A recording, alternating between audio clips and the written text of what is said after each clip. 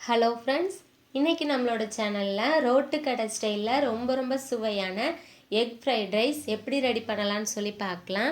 இந்த fried rice ready பண்ணுறதுக்கு first முட்டையை பொரித்து எடுத்துக்கலாம். அதுக்கு ஒரு கடாயில் 1 டேபிள் ஸ்பூன் அளவுக்கு எண்ணெய் எடுத்துப்போம். எண்ணெய் சூடானதும் நான் ஃப்ரைட் ரைஸ் ரெடி பண்ணுறதுக்காக 3 முட்டை எடுத்துருக்கிறேன். 3 முட்டையையும் உடச்சி விட்டுக்கலாம். அப்புறம் இந்த முட்டையை ஃப்ரை பண்ணுறதுக்கு தேவையான அளவுக்கு உப்பு, 1 டீஸ்பூன் அளவு மிளகுத்தூள் சேர்த்து நல்லா கலந்து விட்டு இந்த மாதிரி ஃப்ரை பண்ணி எடுத்துடலாம். இதை ஒரு பாத்திரத்தில் மாற்றிடலாம். அப்புறம் ஒரு கடாயில் 2 டேபிள் ஸ்பூன் அளவுக்கு எண்ணெய் எடுத்துப்போம். எண்ணெய் கொஞ்சம் சூடானதும் நீளமாக கட் பண்ணின ஒரு பெரிய வெங்காயத்தை இதோட சேர்த்துக்கலாம். வெங்காயத்தை சேர்த்துட்டு வெங்காயம் கண்ணாடி பதம் வரைக்கும் வதங்குற வரை கலந்து விட்டுட்டே இருக்கலாம். பாருங்கள், வெங்காயம் இந்த அளவு நல்லா வதங்கினதும் இதோட 1 டேபிள் ஸ்பூன் அளவுக்கு இஞ்சி பூண்டு விழுது சேர்த்துக்கலாம். இஞ்சி பூண்டு விழுது சேர்த்துட்டு இதோட பச்சை வாசனை போகிற வரைக்கும் நல்லா கலந்து விட்டுப்போம். இஞ்சி பூண்டோட பச்சை வாசனை போனதும் இதோட நீளமாக கட் பண்ணின முட்டைக்கோஸ் சேர்த்துக்கலாம். முட்டைக்கோஸ் கொஞ்சம் அதிக அளவில் சேர்த்திங்கன்னா ஃப்ரைட் ரைஸ் சாப்பிட்றதுக்கு ரொம்பவே நல்லாயிருக்கும்.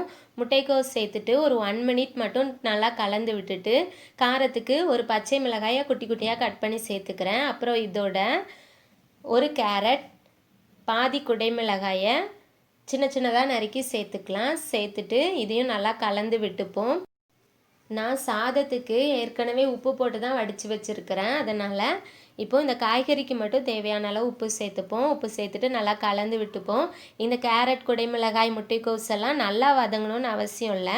பாதி அளவு வதங்கினாலே போதும். அப்போ தான் ஃப்ரைட் ரைஸ்க்கு நல்லாயிருக்கும். இதோட 1 டீஸ்பூன் அளவு மிளகுத்தூளும் 1 டீஸ்பூன் அளவு கரம் மசாலாவும் சேர்த்து கலந்து விட்டுப்போம். இந்த மசாலாவோட பச்சை வாசனை போகிற வரைக்கும் மட்டும் கலந்து விட்டுட்டு இதோட 1 table spoon chilli sauce, 1 table spoon tomato sauce, 1 table spoon soya sauce சேர்த்துக்கலாம். சேர்த்துட்டு ஹாப்பிமா ஃப்ரைட் ரைஸ் மிக்ஸில் 1 டீஸ்பூன் அளவு சேர்த்துக்கிறேன். இந்த ஃப்ரைட் ரைஸ் மிக்ஸ் நீங்கள் சேர்க்கலனாலும் பரவாயில்ல, சேர்த்தா டேஸ்ட் நல்லாயிருக்கும். சேர்த்துட்டு ஒரு 30 செகண்ட்ஸ் மட்டும் கலந்து விட்டுக்கோங்க. கலந்து விட்டுட்டு நாம் வடித்து வச்சுருக்கிற சாதத்தை இதோட சேர்த்துடலாம். சாதத்தை ஒன்றோட ஒன்று ஒட்டாமல் இந்த மாதிரி உதிரியாக வடித்து வைக்கணும். அப்போ தான் ஃப்ரைட் ரைஸ் சாப்பிட்றதுக்கு நல்லாயிருக்கும். இந்த சாதத்தை இதோட சேர்த்துட்டு நம்ம ஃப்ரை பண்ணி வச்சுருக்கிற முட்டையையும் இதோட சேர்த்துக்கலாம். சேர்த்துட்டு நம்ம வதக்கி வச்சுருக்கிற அந்த வெஜிடபிள்ஸ், அப்புறம் அந்த சாஸ், மசாலா எல்லாமே இந்த ரைஸில் நல்லா மிக்ஸ் ஆகிற மாதிரி நல்லா கலந்து விட்டுக்கலாம். ரொம்ப அழுத்தி கலந்து விட வேண்டாம். அரிசி உடையாமல் சாஃப்டாக கலந்து விட்டுக்கோங்க. சாதம் இந்த மாதிரி நல்லா உதிரியாக வேணும் அப்படின்னா நீங்கள் சாதத்தை வடிச்சிட்டு அதே பாத்திரத்தில் வைக்காமல் வேற ஒரு பாத்திரத்தில் மாற்றி ஆற வச்சிட்டிங்க. அப்படி இல்லைன்னா ஒரு கிளாத்தில் விரித்து ஆற வச்சிட்டிங்க அப்படின்னா நம்ம வடிக்கிறப்போ எப்படி உதிரியாக இருந்ததோ அதே மாதிரி இருக்கும். நல்லா மிக்ஸ் பண்ணி விட்டுட்டு கொஞ்சமாக மல்லி இலை தூவி மறுபடியும் நல்லா கலந்து விட்டுக்கலாம். அவ்வளோதான் ஃப்ரெண்ட்ஸ், நம்மளோட சுவையான ஃப்ரைட் ரைஸ் ரெடி ஆகிடுச்சு. இதை வேறு ஒரு பிளேட்டில் மாற்றிடலாம்.